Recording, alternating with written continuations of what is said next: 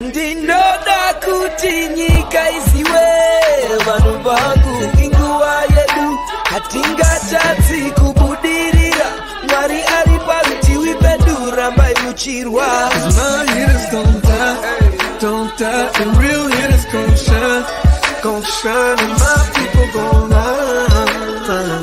That's my point to win, yeah. I ain't saying From the hell do I not have a deal? I swear this thing is a real dog. I play it fan off, the cowards that they can't feel. The wife try to console me like it's coming, baby, chill. She don't understand. I'm the only one that's real. I remember the third grade. Them kids, they had waves. I had them BDBs. You know that Zimbabwe ain't great. So they do shades and your boy hit the stage. Press play and all the chicks was like, yeah. While boys was moving bricks, I was moving chips. If she gave me calculus, gave her a mouthful of it. Heat rose to this thing, boy, I bet on myself.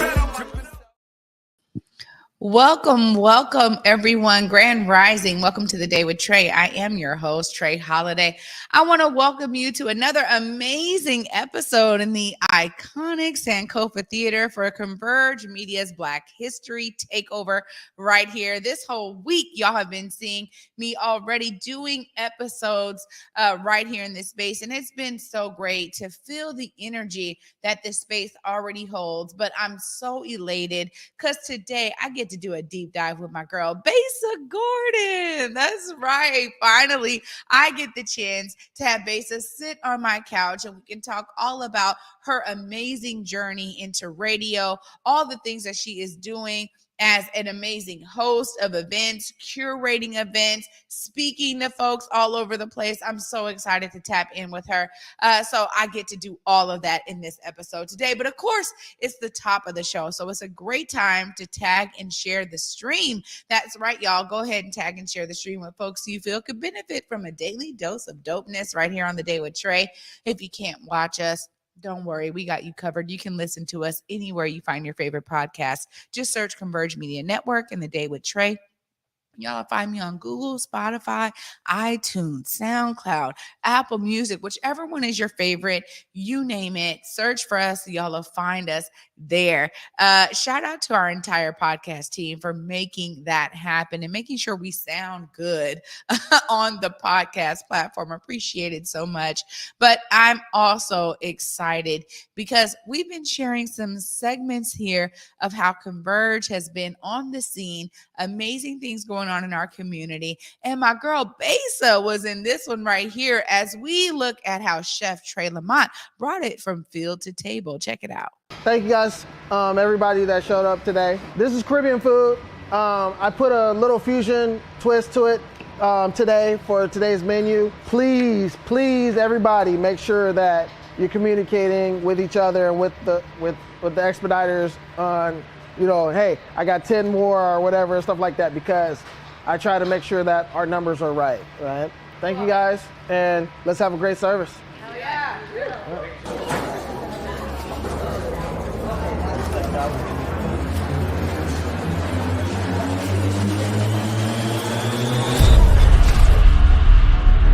It's an event for the town. Yeah. Like, this represents Seattle. This started here in Seattle. Now they're taking it to other cities as well and other stadiums. And I gotta represent for my city. I gotta put on for my city. Food is culture. And as you know, we create the culture. So when we cook, you know, they gonna show.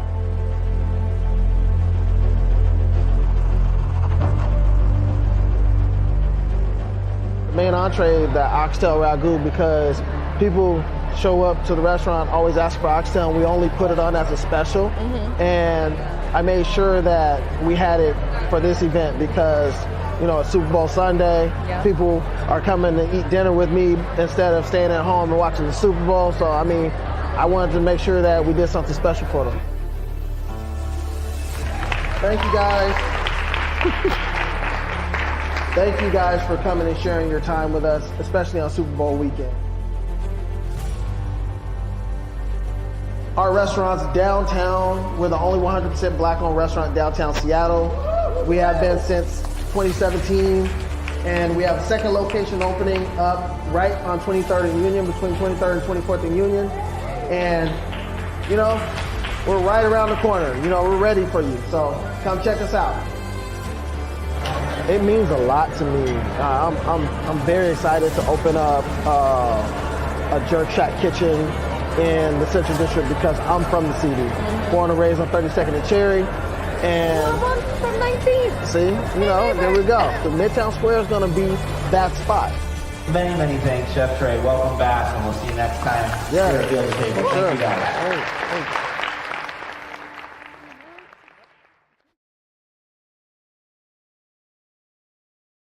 Right on, Chef Trae Lamont. And, you know, kudos to my girl Besa, who was there as well. This is such an amazing event that is going on right now that happened earlier. But it's one of those things where it's like you see Seattle leading. And I'm hearing that now they're taking Field to Table to other cities. It's beautiful to hear that from him. So I'm so glad to know that, you know, Chef Trae Lamont was able to make waves in that space. We've been following him and his story since he opened up Jerk Shack. Now we know Jerk Shack 2.0 is coming to the CD. We're so excited for that grand opening as well. But it's great to have opportunities where our chefs and our brilliance in culinary world can actually experience other spaces, because that brings new customers to their table, literally, and also allows people to now tap in to the brick and mortar spaces that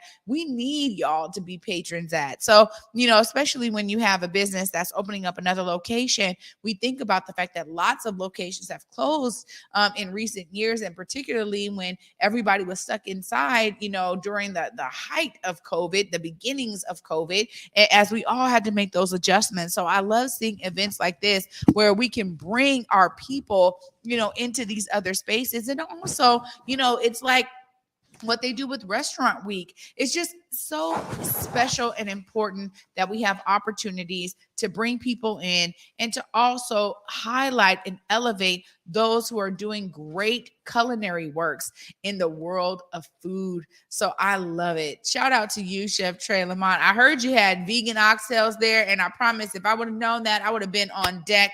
But I always think about, man, are they going to have vegan options? A lot of places sometimes don't.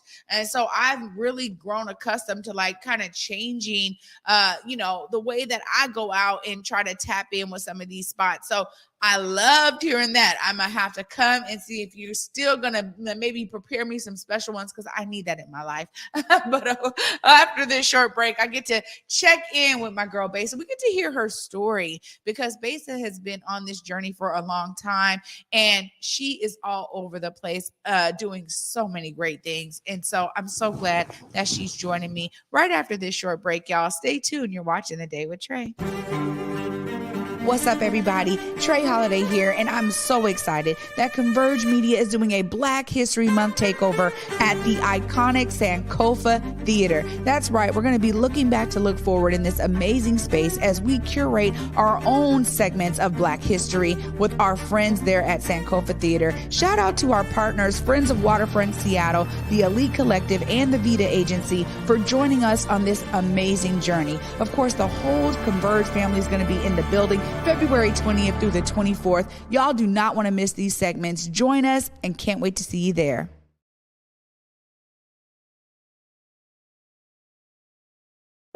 COVID-19 hurt my income, my health, and my family.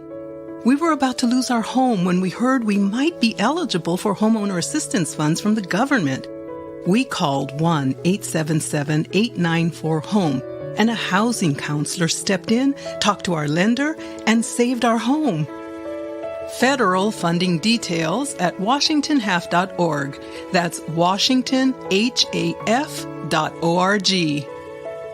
This winter, Seattle Opera presents the world premiere of 1,000 Splendid Suns. Based on the best-selling novel by Khaled Hosseini, this new opera tells the breathtaking story of two Afghan women brought together under the brutal Taliban rule.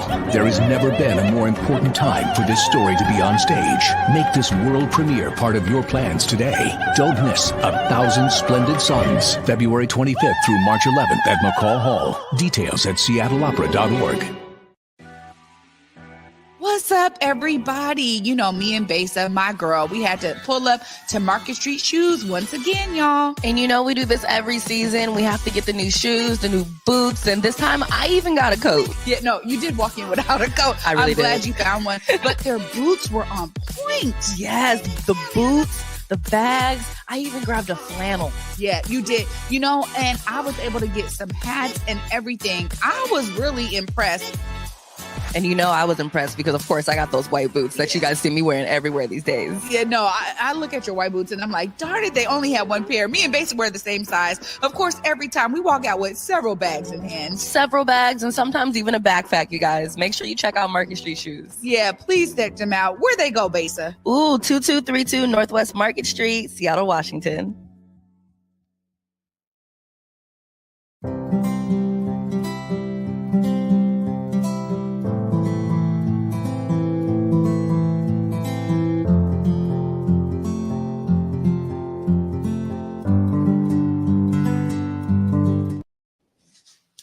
Welcome back, everybody, to the Day with Trae. I'm your host, Trae Holiday, and joining me right now on this wonderful Wednesday is Miss Besa Gordon. What's up, Besa? Hey, how you doing? Hope you're doing mighty fine. Well, you're looking beautiful. I'm doing amazing. And honestly, this has just been a long time coming. You know, we do a lot of work together, you know, at Converge and in the community. We host things together. Sometimes we come across each other in so many different ways. And it's been such a joy in my life to grow with you in our sisterhood, honestly. But I wanted to talk about your beginnings because I remember having conversations with you, and like it's like people don't understand the grind that you have really taken to get to where you are today. Let's talk about those beginnings, Besa. Where do we start, Trae? I know. It's like, you know, at some point you decided you were going to be a part of promotion teams. And I know you were at C-Spot. So I don't know what was before that. But C-Spot was first. Yeah. So I started at C-Spot when I was 19. And I actually saw Kun last night at the 3 of the Eyes of the Art event over at Mopop. And I was like, do you remember when I had just turned 21 and it was like a month later and then Joe Jesse was there and I think it was a little bit after Kun had got his big red drink from Ciroc and Joe was like, Nay, because that's what they called me back then. He was like, Nay, you want a drink? And then Kun was like, wait a minute. Are you 21 yet? Because back then I would go out to different events, but I could only go to like Volume and stuff like that because I was only 19 when I first started. For like a little bit, I was at the 18 and over events trying to do stuff. But that's aside from that, like I did start a blog in like 2008, but that's really where I got my start and like my footing of moving through the city and getting to know people, like the different artists and the different promoters and the different venue owners, because Kun would be like, just send them an email, tell them that you know you're part of C-Spot and that I said it was cool and they'll take care of you. And that's really how I got started, because when Kun pretty much says just go, like he really does just kick you out the door and you figure it out. Like he would be like, hey, I got an interview, I need you to do it. And it would be like within 2 or 3 hours. And I would be at home just chilling. I didn't have to get up, get dressed, do some research, get my questions together, and get there within 2.5 to 3 hours. Wow. I mean, you know, this is, as a young person, you know, getting kind of thrown into this industry in that way, it really teaches you some things, because you got to figure out where your footing is, how you kind of fit in this larger scheme of things. And at that point, you're just like in the mix, you know, just trying to do what you're there to do. I just got here. Yeah, right. You're just trying to do what you're there to do. But then at some point too, you start really kind of doing you. Yeah. And I want to hear about that transition too, because you go from, you know, promotion teams and getting thrown into these interviews to then you realizing, wait a minute, like I'm really enjoying this. I want to take this to another level. Tell us about that transition. Yeah. So, you know, basically I was in like a literal, like a physically and mentally abusive relationship. And so I was in Florida and I came back. I called my cousin. I was like, girl, I ain't got no money. Can you please fly me back? This dude just got locked up. Get me out of here. So she bought me a ticket, flew me back. And I came back to stay with my aunt, and I didn't have no money. I didn't have no job. Like, it was a new start. So I had to figure out what I was going to do.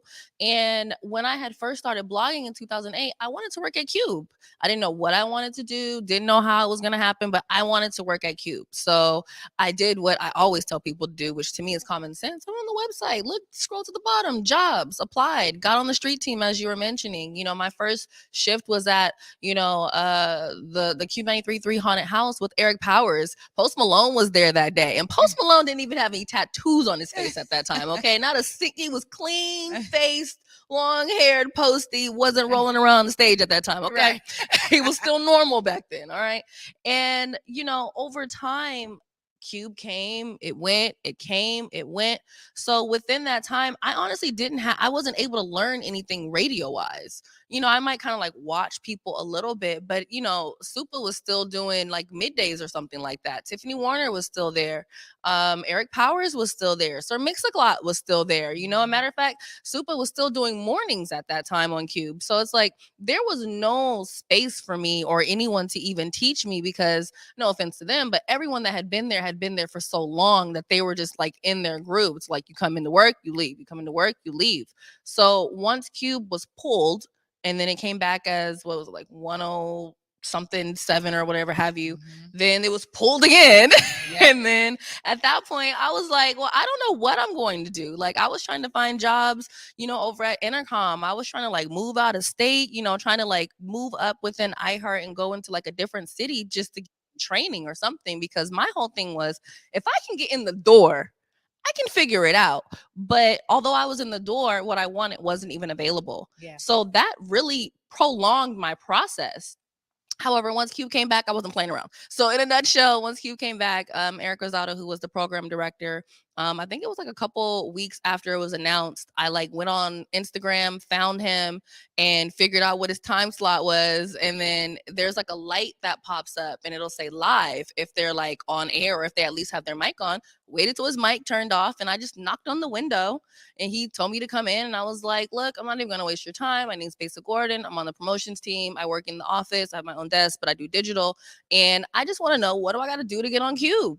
So he started training me on how to seg the music. So that way, when you're listening to the radio, every once in a while, you might hear like music kind of crash together. That means someone didn't seg the logs. Like, you actually have to go in there and do something, so that way the station actually plays smoothly. So he started teaching me to do that. Like, that's something that you actually have to do in programming, but nobody wants to do it. It's a very, very tedious thing. And then once, I think like maybe a week or so after that, he was like, hey, send me an air check. Freak is a damn air check. So then I had to go find someone else to show me how to even work the studios to record. So once I started getting those in, it was a couple months later, I got my first shift of being overnights, and I've been on air since 2018. Wow. That was like about from August to October, it was my training process. Wow. See, but it was because you bet on yourself. No, period. Right? Like, that's really what it is. And the reason why I really wanted to dive into your story is because people see you now, and you're on multiple stations. You are sought after. You have an amazing following. You do all these TikToks. Like, people see your persona out here and think, oh my God, like, how, I could never, right? And what is something you want to tell people that may see themselves in that regard? Because this was really a dedication to you, betting on you. Yeah, I would tell them the same thing I've told other people that are now in radio. Get in the building. You want to work for this company? Go to the bottom of the page like I did. Scroll, click jobs, click careers. Find something that you can do to get in the building.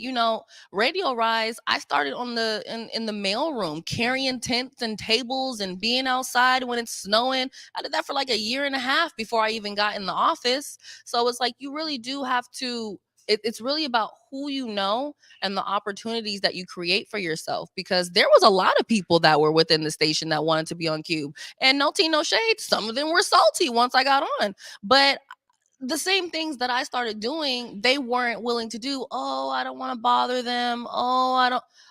That's fine. I will bother them, because otherwise, how else are they going to know that I'm even interested? The thing with iHeart, and I can't say this about other companies, but iHeart likes to promote from within. So for them to know that I started as a promotions assistant to where now, I'm on all these stations and I'm working on getting into programming, they like that. You know what I mean? There's a different kind of loyalty, and I understand this girl's work ethic and I know what she will do. She will bet on herself. The problem is, I think it's kind of like you were saying, a lot of people don't realize I really did start my first blog, Besa.com, in 2008.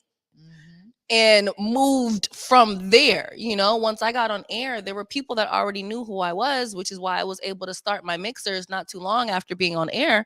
But that's because I would go to different events. I would go to Numos, I'd go to Barboza, I'd go to the Crocodile, I'd go to all the events that had the local artists that were popping.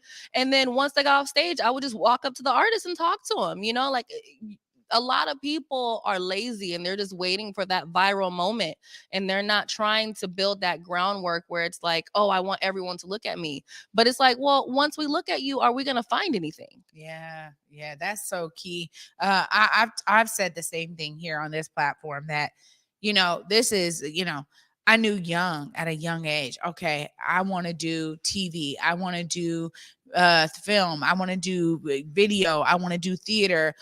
I got something within me when I saw Lisa Loud, Felicia V. Loud in Roll of Thunder, Hear My Cry in the 5th grade.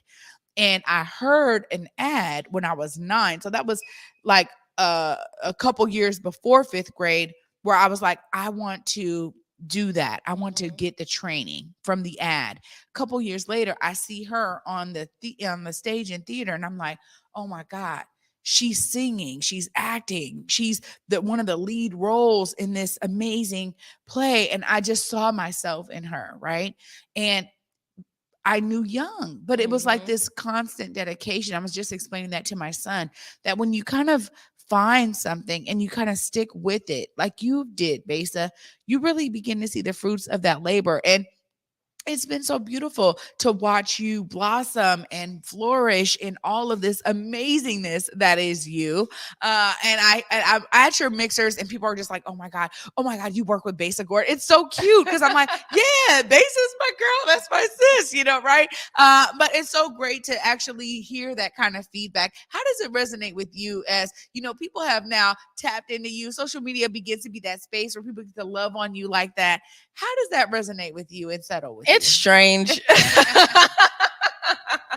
In the best way. I mean, it's strange. I'm an only child. So it's like a lot of the people that I know out here, it's not like, oh yeah, my older brother or sisters, and it's just me. Yeah. So it's like a lot of people know me because I was at Safe Spot and I was coming out and I was going to these different events and I was putting myself in these rooms. Otherwise, I didn't know anybody. I didn't go to Garfield. I went to Cleveland. So like my Cleveland people know me. But outside of that, it's like, it's just it was a different world for me growing up. So when I'm in these rooms where even at like Mopop, there was a girl that came up to me and was like, oh my God, like I moved here some months ago and I didn't know where all the Black people were. I didn't know what to do. And I was telling my friends that I hate it. And she goes, you were the first local person that I found on TikTok. And I've been going to all your restaurant recommendations. I've been going to all your events. And, I tell my friends that you're like my friend in my head, and talking to you right now, I feel like I'm watching one of your videos. And I'm just like, this is wild, but in the best way possible. Yeah. Like, I don't think I necessarily saw this coming.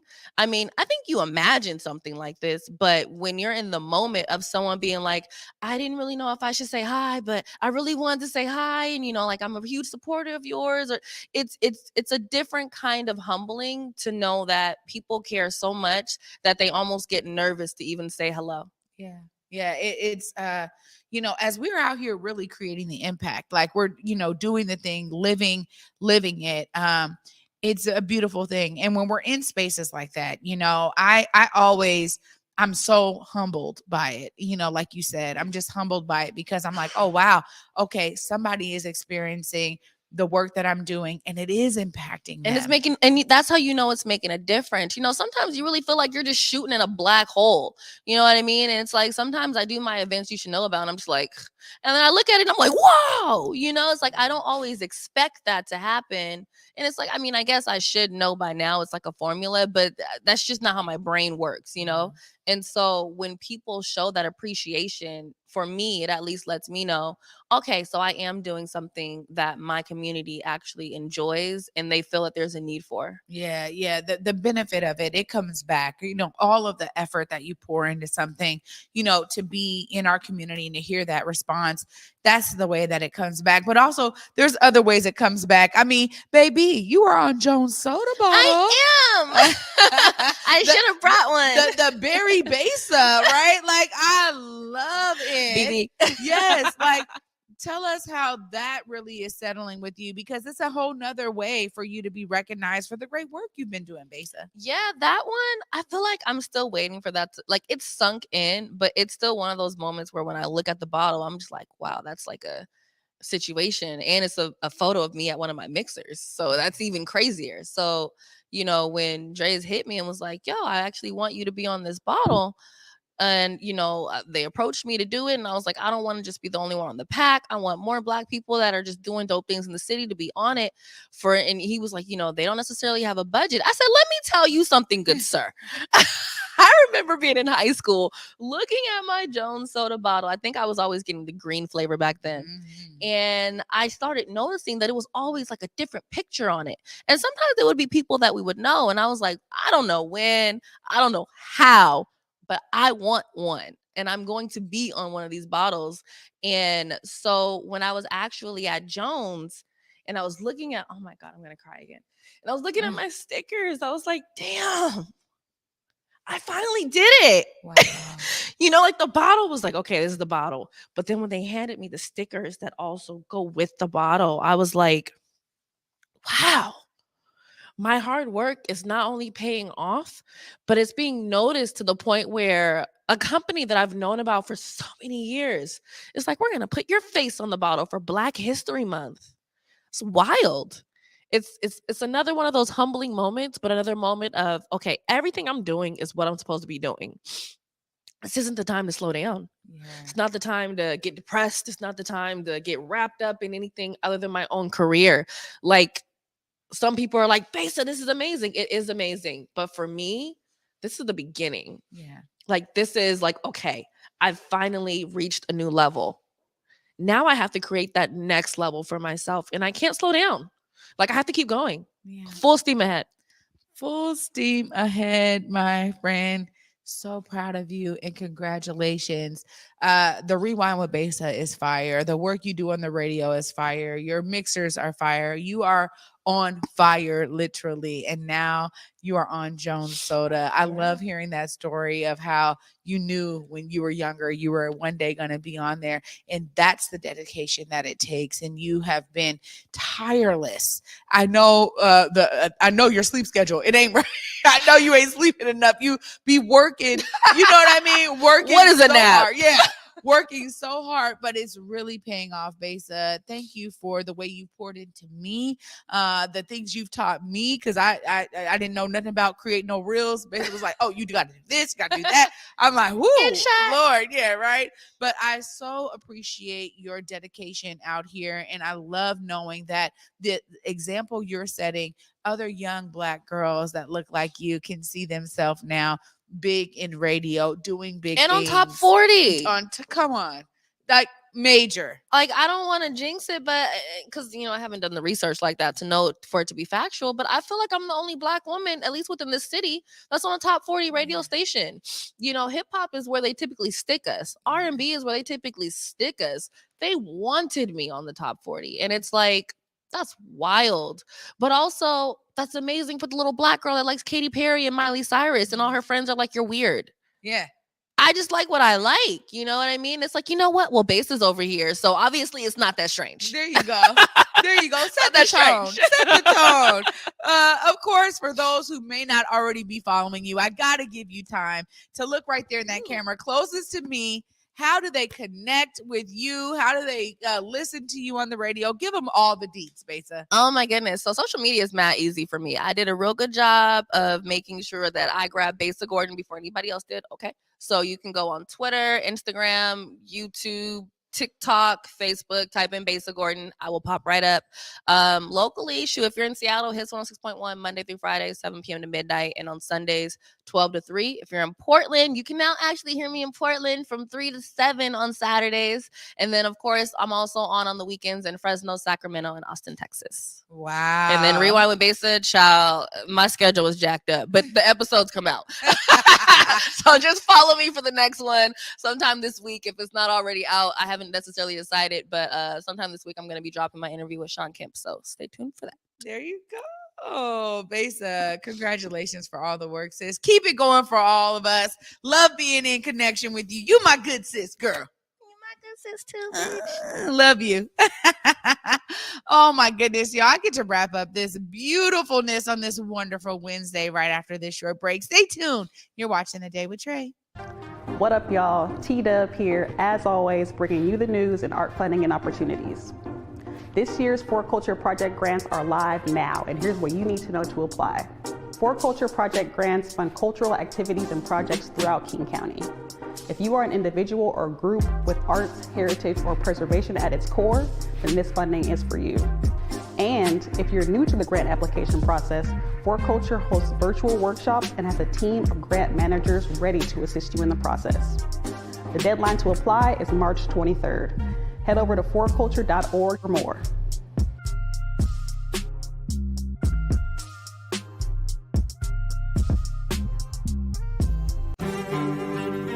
What's up, everybody? Trae Holiday here, and I'm so excited that Converge Media is doing a Black History Month takeover at the iconic Sankofa Theater. That's right, we're going to be looking back to look forward in this amazing space as we curate our own segments of Black history with our friends there at Sankofa Theater. Shout out to our partners, Friends of Waterfront Seattle, the Elite Collective, and the Vita Agency for joining us on this amazing journey. Of course, the whole Converge family is going to be in the building February 20th through the 24th. Y'all do not want to miss these segments. Join us and can't wait to see you there.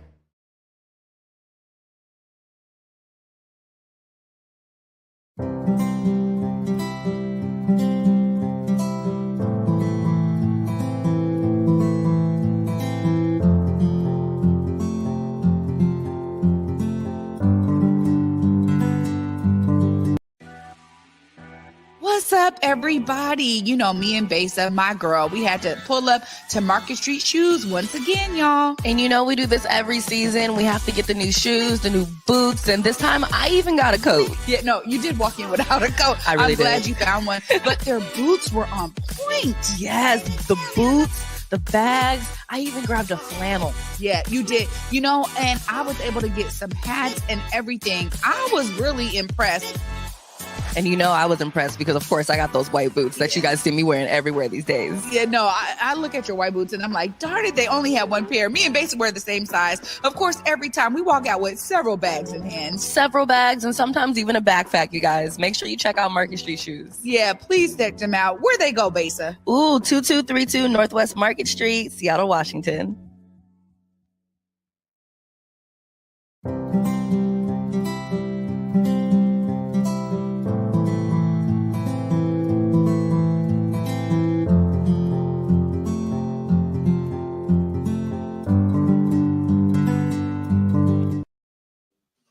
Welcome back, everybody, to The Day with Trae. I'm your host, Trae Holiday. What a wonderful Wednesday with my girl, Besa Gordon. It has been so fabulous in this whole week here at Sankofa Theater. This Wednesday was just a really great moment for me to just spend that time with Besa to share her amazing story. And of course, we could have talked for way longer, but it's just one of those things where I wanted to give y'all a taste of the dedication that it takes to get to the place where Besa is right now. And, you know, setting her sights beyond on high. Let's all be there to support Besa. Make sure you follow her on all of the spaces, follow her journey, continue to support her and the great work work that she's doing. And of course, I was inspired. Y'all know it. I was inspired by her story because many don't understand the sleepless nights and the tireless dedication that it takes to actually build yourself up in radio and to build yourself up in the community the way that she has. So I want y'all to be inspired to, of course, see yourself as a part of the solution as Besa has. And for me, until tomorrow at 11 a.m., y'all, peace.